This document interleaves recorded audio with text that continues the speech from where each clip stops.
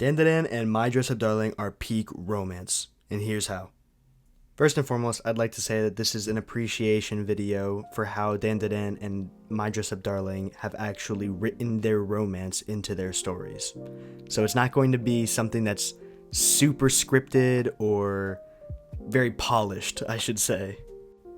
Instead, it's actually just going to be me talking about the things that I like that these shows do in terms of romance, because from what I've seen, a lot of shows will write romance in a very awkward way, or in a way that's not very rewarding for the viewer.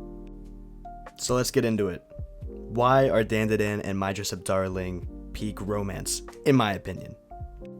For starters, they subvert the trope that I really hate in anime, and I know that's a strong word, but I've watched multiple romance anime, or anime that have romance as a very titular plot point.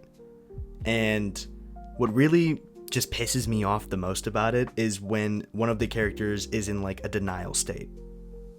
For example, a show that perpetuates this really obnoxious trope would be Rent-a-Girlfriend, where the majority of the actual show and storyline in general is just Chizuru denying the main guy.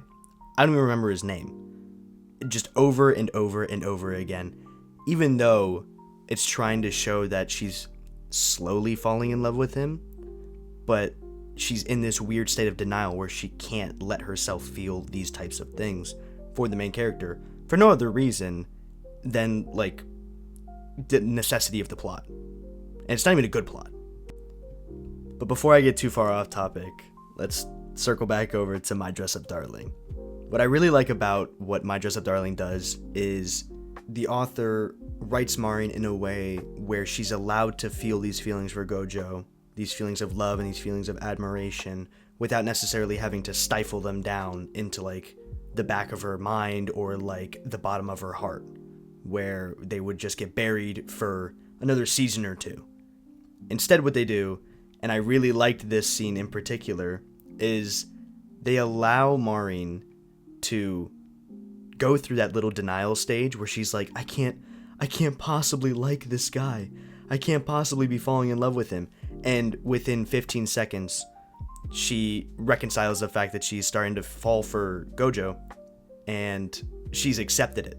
Like there wasn't really any sort of hesitation in her accepting her feelings and understanding them and realizing that she's actually started to have romantic feelings towards Gojo, as opposed to some other shows like Rent-a-Girlfriend that really drag along that moment of admission or that moment of realization to the point where it gets to be almost painful to continue watching. Like, I didn't even continue to watch Rent-a-Girlfriend after season 2 because I just got so bored and so tired of watching this denial trope on repeat.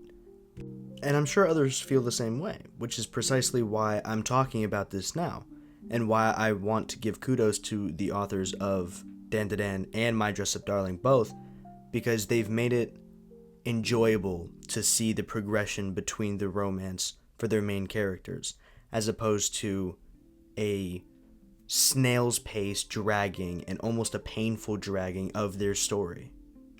Because nobody wants to watch a show where the main character is being rejected or doing the rejecting of the other main character. That doesn't make any sense if you're trying to watch a romance anime where you want to see progression and you want to see the two characters end up together, rather than play these really childish and contrived sort of games. I mean, anybody that's actually been in this situation where they feel rejected for seemingly no reason knows firsthand that it's not a fun place to be. And it's not fun to watch it secondhand either, because we'll start to feel that way for our characters who we love. And it's this specific subversion of the denial trope that makes My Dress Up Darling and DanDaDan so much fun to watch, because they specifically don't have that kind of relationship with their main characters. My Dress Up Darling has Marin falling in love with Gojo being completely clueless to the fact that the quote-unquote popular girl is obscenely head over heels for him, and she can't help but geek out every single time he so much as breathes, which is really adorable, and it's something that you don't really see in modern anime or modern, like, just romance storytelling. And with DanDaDan, we can see that there's a completely different dynamic between how Momo and Okarun act with each other, but it's still just as enjoyable to watch, and it's just as rewarding for the viewers. So to lay some groundwork, Momo is a very headstrong, very loud, very strong personality. And she's got this one very specific weakness for the kind of guy that she's interested in, where she wants the guy that she talks to or that she falls in love with to remind her of an actor named Ken Takakura. Now, Ken Takakura is explained in the show as this sort of strong, silent type of guy that isn't really seen in today's modern world anymore. They even go so far as to have a bit in the first episode about Ken Takakura being a sort of lost art in terms of manhood. And the ongoing bit for DanDaDan is that our other main character, Okarun, is named Ken Takakura, and there are these silly little voice lines that Ken Takakura would say in all of his movies, like, "I'm an awkward guy," right? He would say stuff like that, and it would really, like, strike a chord in Momo's heart, and she would absolutely love it. So when she meets this nerdy little goofball named Ken Takakura, and he says something along the same lines, I actually think he says the exact line, she is distraught. She's like, yo, you are not allowed to say your name because you have the same name. You are not allowed to say any of these lines that Ken says because you are not Ken, and I cannot let myself fall in love with you. And what's really silly is that this little bit actually ends up laying the groundwork for the relationship between Momo and Okarun. I mean, the whole reason why he has the nickname Okarun is because she needs to be able to call him something without triggering that immediate, like, heartthrob response anytime she hears Ken Takakura be mentioned.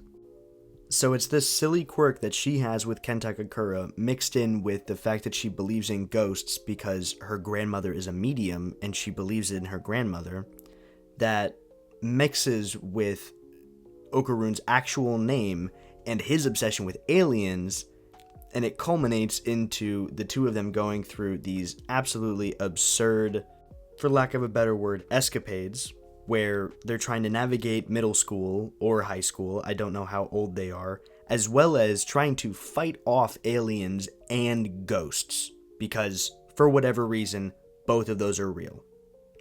I mean, I kid you not, one of my friends that put me on DanDaDan was like, I can't even describe what this show is about besides ghosts, aliens, and romance. That's all that you really have to know for this show. And somehow, a show with all of these crazy, ridiculous moving parts still somehow makes these really heartwarming moments, like the one that's on screen right now, that completely took me by surprise, where it's just an innocent form of love where they're expressing their interest in each other, but they're both so awkward, and they're teenagers, and they don't know how to go through the motions when it comes to liking a person of the opposite gender. And it's honestly these parts of DanDaDan that are my favorite because they're written so well. And they're not being carried by some sort of trope that makes it almost unwatchable in all reality. It's just two characters that are really interested in each other, but they're also really awkward teenagers, and they're trying to navigate their emotions that they feel towards each other. And it makes for some really heartwarming moments, like in the car, or the moments where Momo goes for the heartthrob and she gets reminded of the fact that Okarun's real name is Ken Takakura, or just anything goofy like that. It's really cute to see because we obviously know as the viewers that they're interested in each other, and the characters know that they're interested in each other as well, but they're still playing this dance, and it's still watchable and it's still enjoyable as opposed to something really obnoxious and contrived like the denial trope. So there you have it. Those are my thoughts on DanDaDan and My Dress Up Darling and how I think they get romance right. If you watched through the entire video, I really appreciate you. If you could drop a like, that would be awesome too. Thank you so much. Have a good one.